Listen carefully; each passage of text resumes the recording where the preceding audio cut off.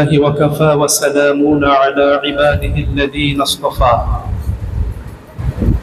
أما بعد فقد قال الله تعالى في كلامه المجيد أعوذ بالله من الشيطان الرجيم يرفع الله الذين آمنوا منكم والذين أوتوا العلم درجات وجاء في الحديث أن رسول الله صلى الله عليه وسلم قال من سلك طريقا يلتمس فيه علما سهل الله به طريقا إلى الجنة أو كما قال عليه الصلاة والسلام বাদশাহটেক মাদ্রাসাতুল মাআরিফ আল ইসলামিয়া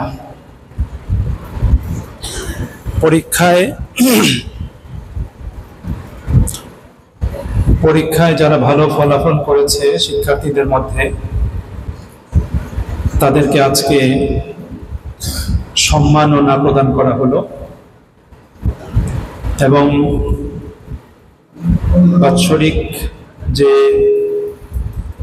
সাংস্কৃতিক প্রতিযোগিতা তার জন্য পুরস্কৃত করা হলো। আজকের এই মহতী অনুষ্ঠানে উপস্থিত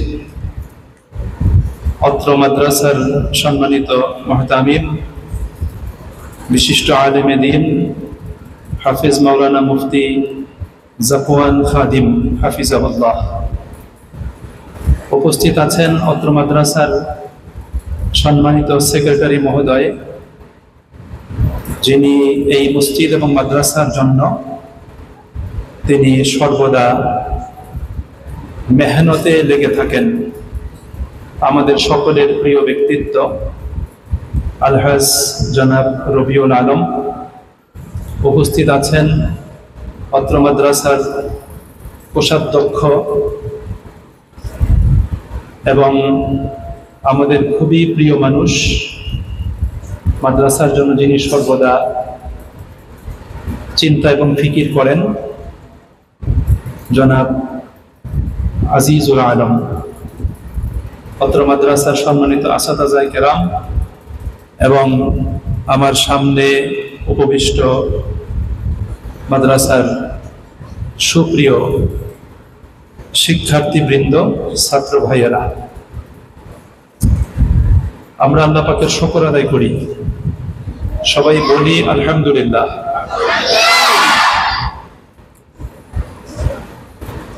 এই ধরনের অনুষ্ঠানগুলি সত্যি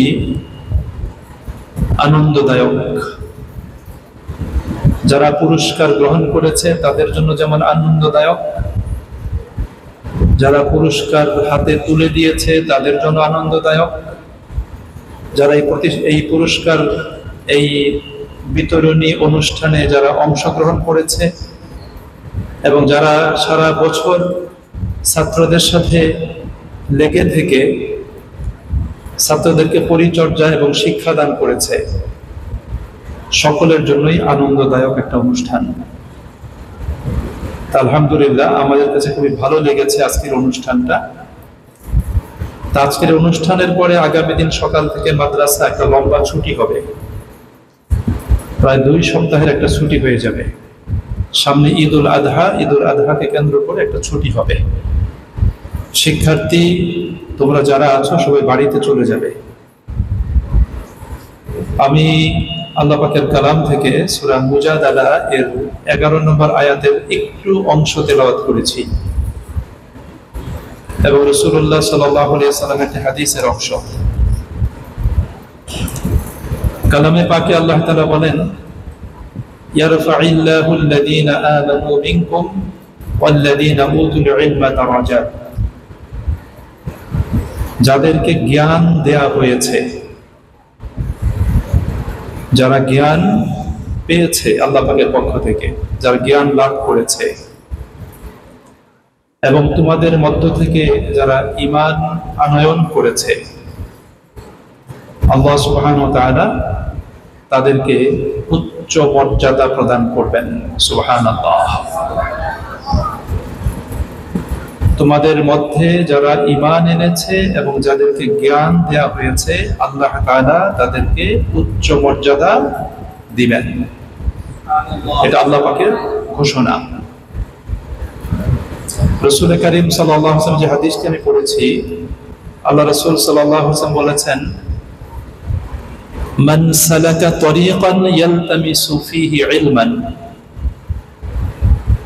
কেউ যদি জ্ঞান অর্জনের জন্য কোনো পথ চলে, জ্ঞান অর্জনের জন্য কোথাও যায়, কোনো পথ চলে, সাহহালাল্লাহু লাহু বিহি তরিকান ইলাল জান্নাহ, আল্লাহ তাআলা এর বিনিময়ে তার জন্য জান্নাতে যাওয়ার পথটাকে আল্লাহ পাক সহজ করে দিবেন। সুবহানাল্লাহ। যারা জ্ঞান অর্জনের জন্য পথ চলবে, জ্ঞান অর্জনের জন্য যারা মেহনত করবে, আল্লাহ পাক তাদের জন্য জান্নাতে যাওয়ার পথটাকে সহজ করে দিবেন। রাসূল করিম সাল্লাল্লাহু আলাইহি ওয়াসাল্লামের আরেকটা হাদিস রয়েছে, আল্লাহ নবী সাল্লাল্লাহু আলাইহি ওয়াসাল্লাম বলেছেন যে এই দুনিয়া এবং দুনিয়াতে যা কিছু আছে সবকিছুই অভিশপ্ত।